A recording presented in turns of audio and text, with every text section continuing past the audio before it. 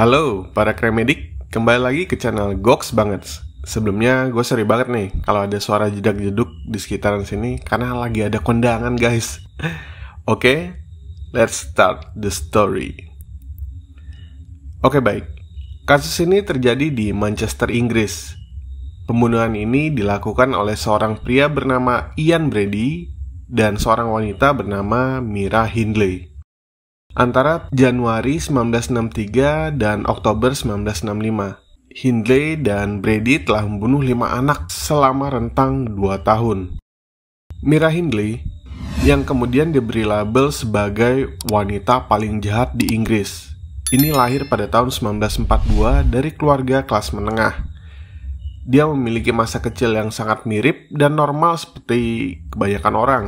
Pokoknya hidup normal lah. Nah, Mira bertemu sama Ian Brady pada tahun 1961 dan dia langsung jatuh cinta. Dia terobsesi dengan pria ini.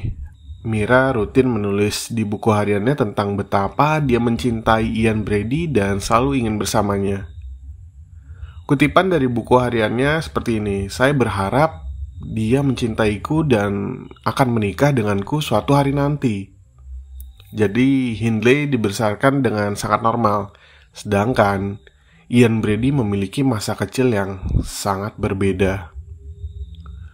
Ian mempunyai kehidupan yang sulit. Keluarganya sangat miskin dan dia harus mengurus dirinya sendiri. Ada kebutuhan emosional yang gak terpenuhi. Dan di kehidupannya, hampa lah kalau kita bilang. Dia tahu kalau dia ini berbeda. Dia gak punya sosok ayah yang bisa membantu dia mendisiplinkannya. Dia juga mengalami gangguan mental pada usia sekitar 14-15 tahun. Usia yang sedang labil-labilnya lah ya. Dia gak pernah berbaur dengan normal.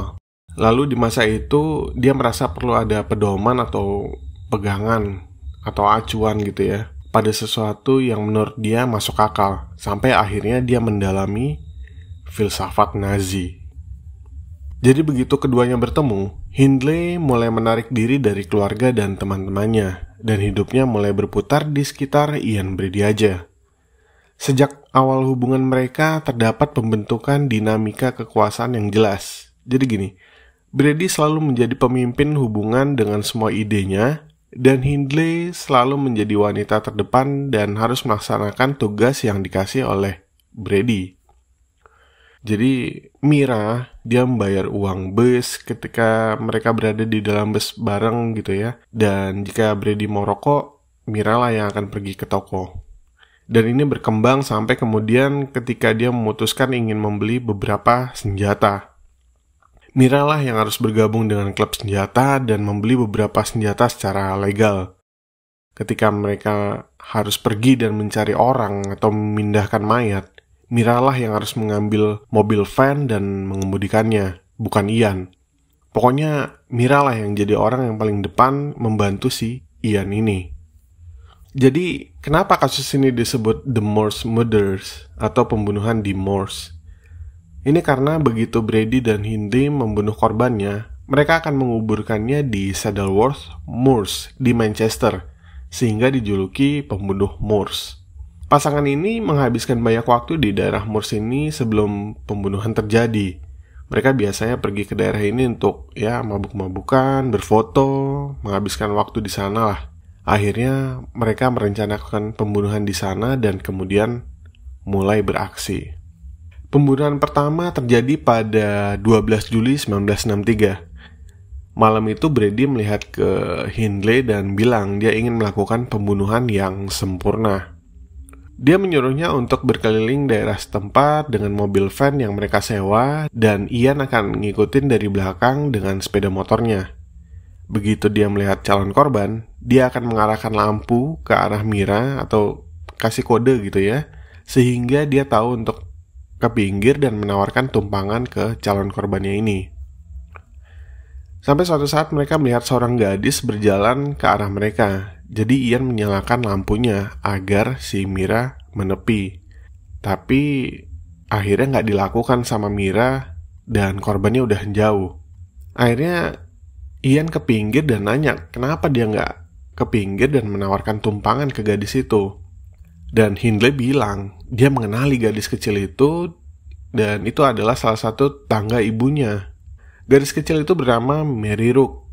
Dan Mira merasa nggak nyaman kalau anak ini jadi korban pertamanya. Tepat setelah jam 8 malam, Brady melihat seorang gadis berjalan dengan mengenakan mantel dan sepatu hak tinggi yang berwarna biru muda. Nah, Ian memberi syarat ke Hindley nih untuk menepi dan memberikan tumpangan pada gadis itu.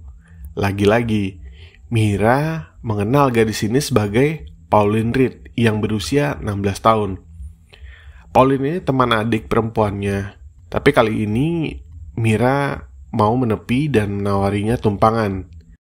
Dan begitu Pauline masuk ke dalam van, Hindley nanya apa dia keberatan kalau sebelum diantar pulang bantuin mereka cari sarung tangan yang hilang di daerah Saddleworth Moors.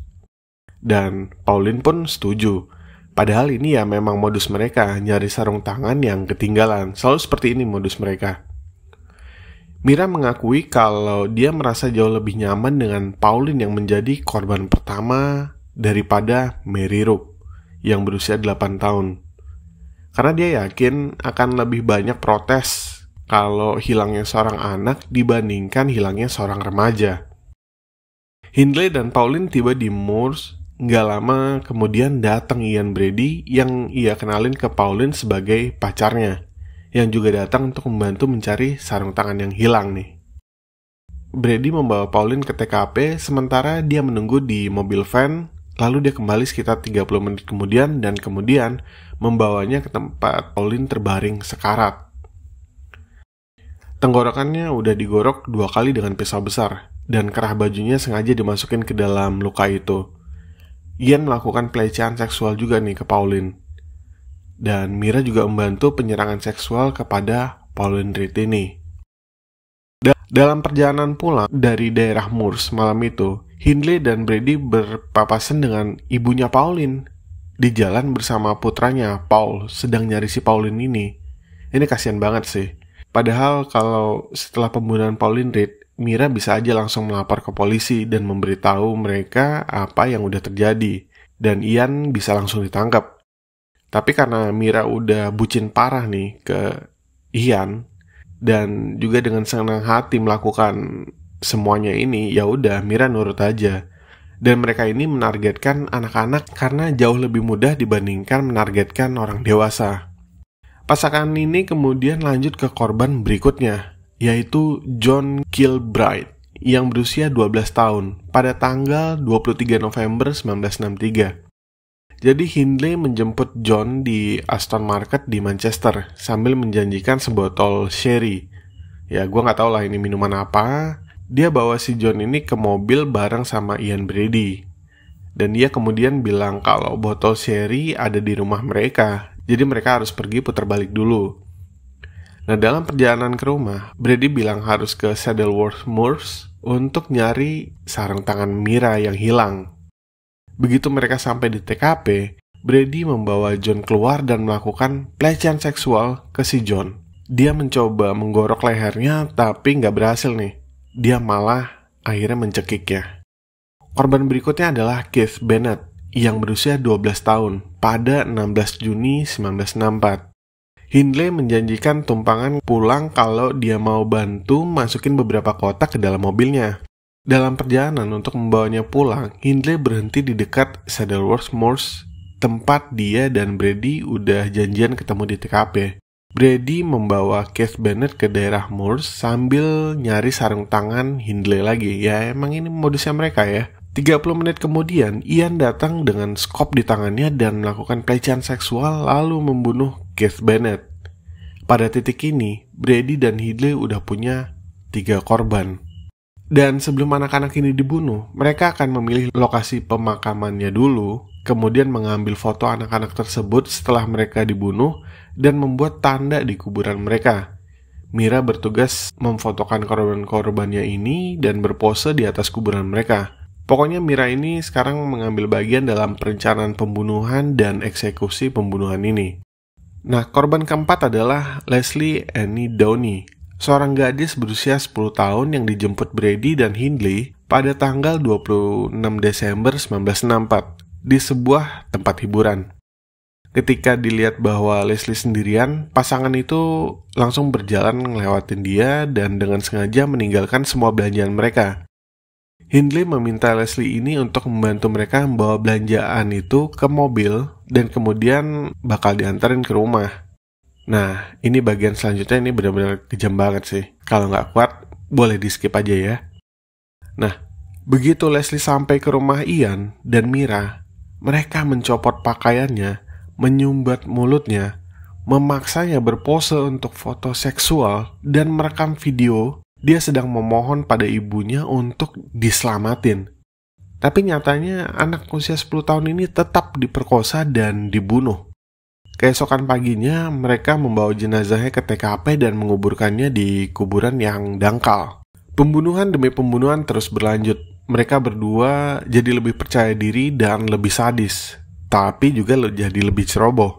Awalnya mereka cuma menjemput anak-anak ini, membawa mereka ke daerah Moors, membunuh mereka, dan langsung nguburin mereka pada malam yang sama.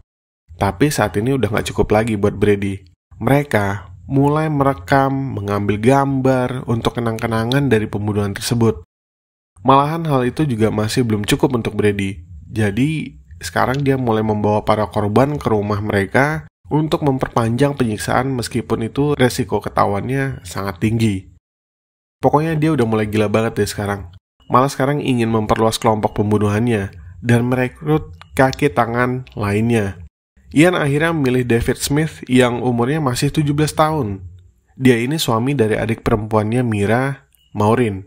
Bagian penting dari David Smith ini adalah dia dan Maureen baru aja kehilangan anaknya. Dan saat itulah Brady melihat peluang dan kerentanan emosional dalam diri Smith yang bisa dia manfaatin. Tapi di sini Mira merasa dia kehilangan Brady karena rada iri lah sama si David ini.